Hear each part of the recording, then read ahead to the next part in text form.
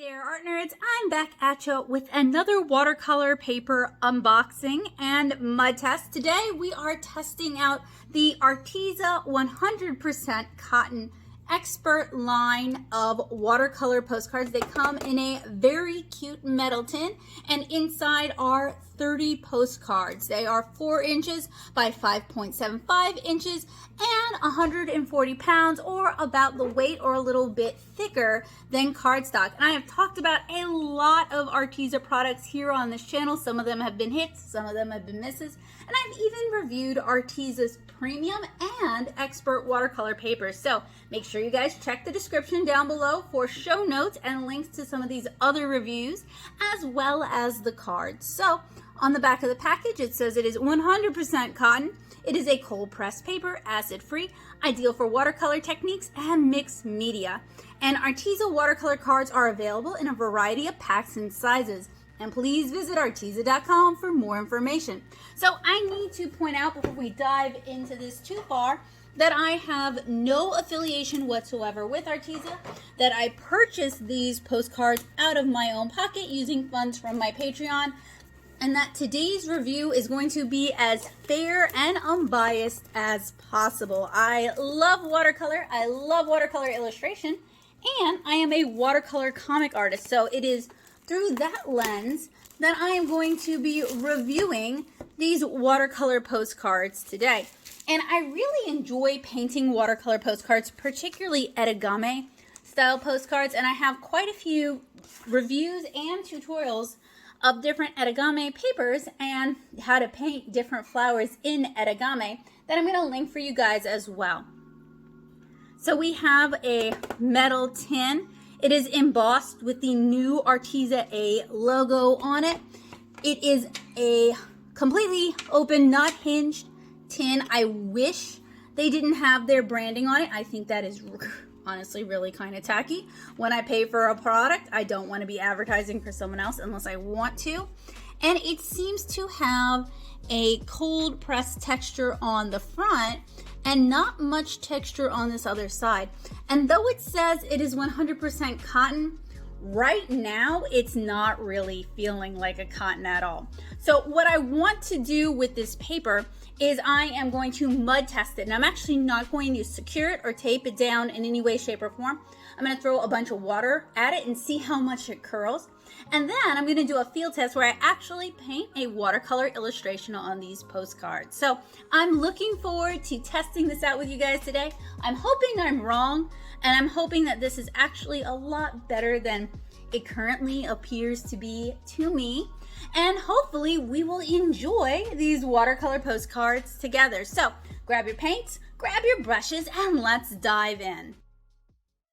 So for the mud test, I wanted to look like a watercolor splash on the paper. So I have a piece of chipboard here that I'm just using as support. I'm not going to tape this down. We're just going to work with it as it is to see how much it buckles.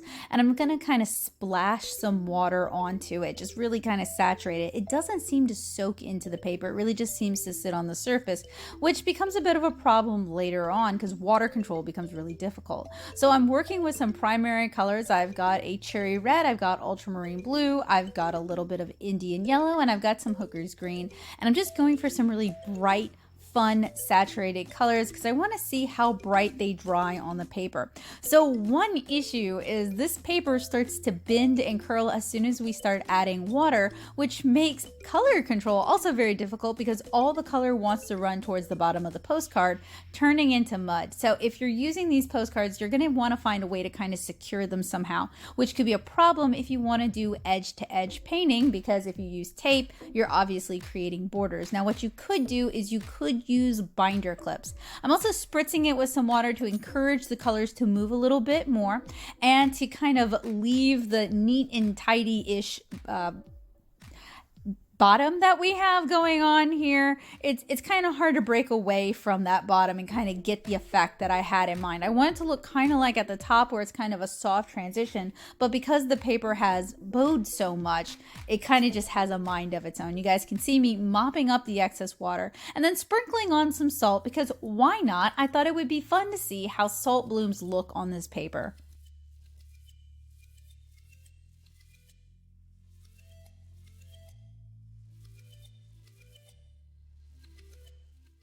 our individual Arteza watercolor postcard has had a chance to dry out fully, one thing that did bother me was how much this thing curves when it's not secured, because as you can see up here, the colors are beautiful and vibrant, but down here, as the colors kind of moved and followed gravity down the edge of the paper, they're kind of muddy. So maybe a thicker cardstock or thicker stock might be preferable, Arteza, maybe something a little bit heavier that could still go through the mail.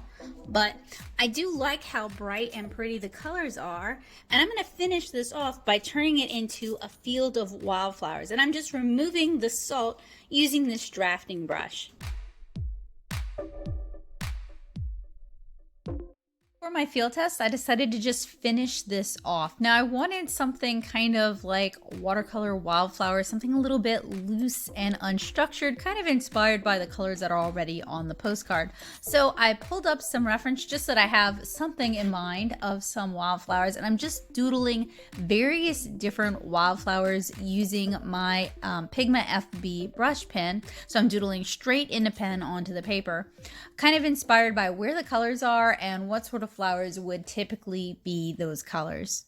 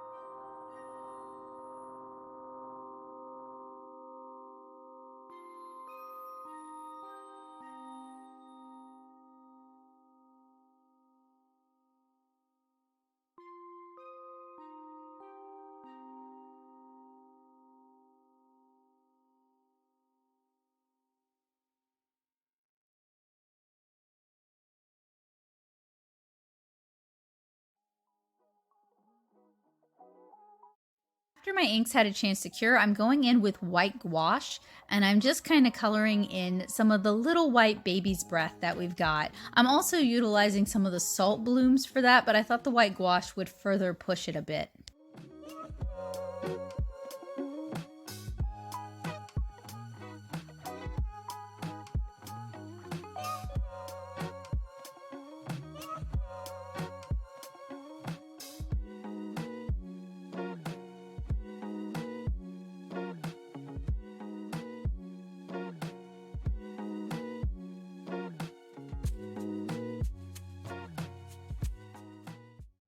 I decided to push it even more, and I'm going in with some of the local color for some of those flowers, and I'm trying to keep the colors really basic and primary because I don't want this to get overworked or too muddy, so I'm keeping it really simple, and I'm mostly just going in with sort of the primary color for each flower, especially based on the background.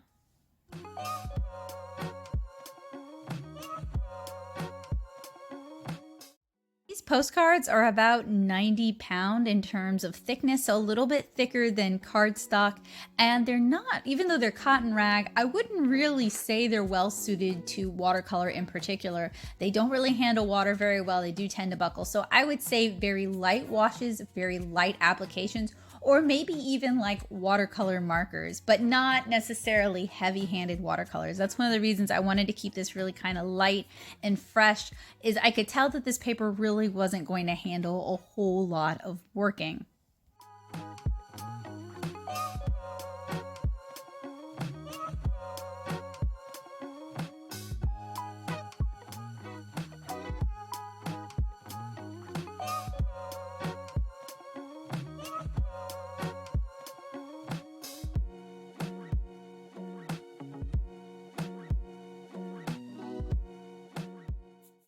So once I finished with the front of the postcard, I thought it'd be kind of neat to try doing something on the other side of the postcard so that we have kind of a themed postcard going on. I also wanted to see if both sides were equally receptive. So I flipped it over and I applied some clean water, and I'm going to use some of the same techniques that I used on the other side on this side. So just kind of dabbing in some color, wet into wet, allowing it to diffuse, and just kind of trying to create a wildflower themed postcard for this.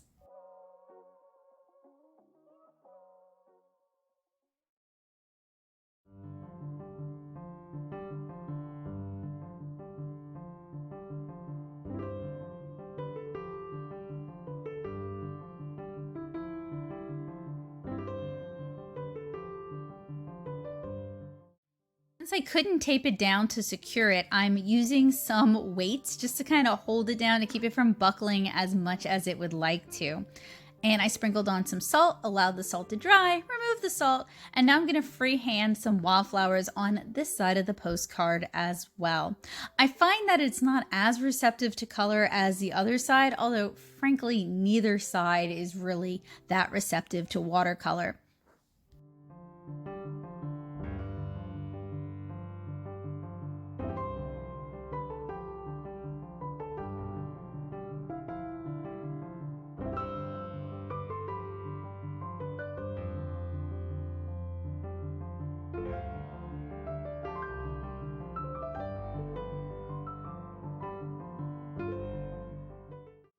Once my inks have cured, I'm going in and using just some local color to kind of paint each wildflower, doing the same sort of thing that I did on the other side, where I'm not really getting particularly detailed. I might do 1 or 2 layers, but I'm really trying to keep everything very light and very easy to read. I'm trying not to overwork this too much.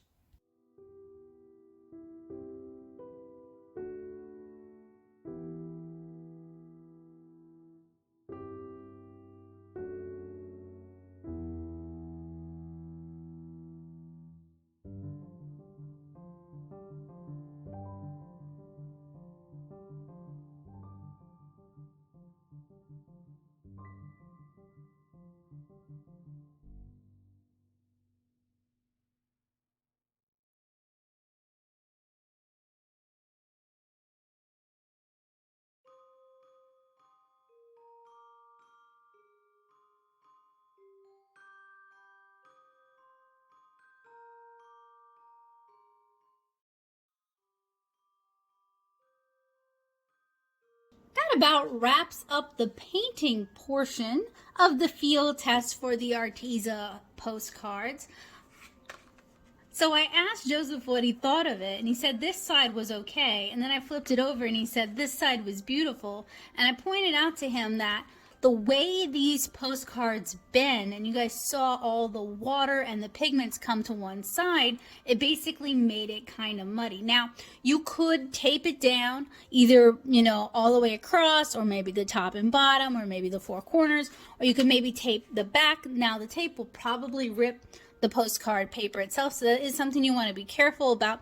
But I wanted to test how this would work for just a really light and simple watercolor illustration, the sort of thing very etegami inspired that someone could conceivably send in the mail. So speaking of sending this in the mail, I intend to do that, and I feel a little bit like ugh about it, because I think I'm going to send it just completely unprotected and see how badly this gets chewed up by the mail. So we have room on the back to put a stamp and to address it. And I took up some of the room painting these flowers. Oh, the idea of just popping it into the mail naked and unprotected is just really uncomfortable for me. But I feel like that's an important part of the field test. And it's also kind of me putting my money where my mouth is, because I do encourage people to create etegami postcards to send their original art in the mail. Now, generally, I'd encourage you to send it in a protective sleeve of some sort, but it makes me really nervous. But I'm gonna do it. I'm gonna mail it. I'm gonna mail it to somebody who lives nearby so I can actually see how the postcard arrives, and I'll check in with you guys after I've done that.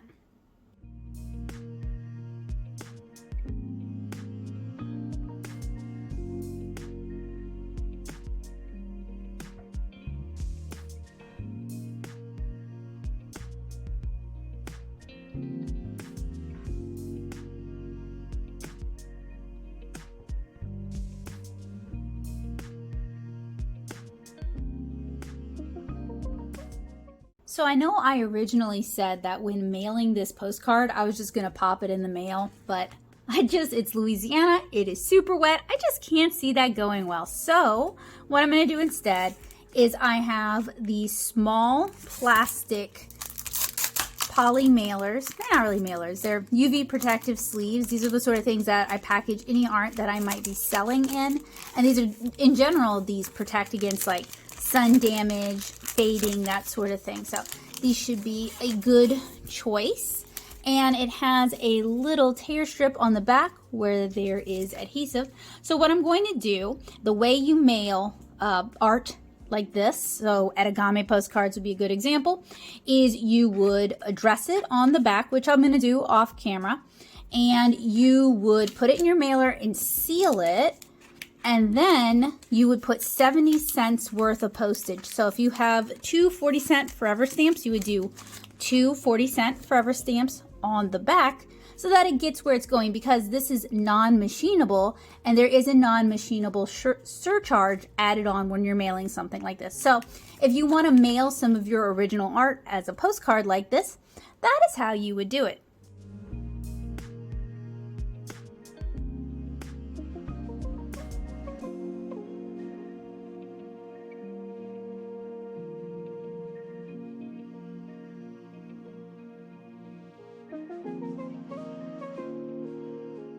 So all that's left is for me to run this out to the post box, wait about a week, and see how this fared while going through the U.S. postal system.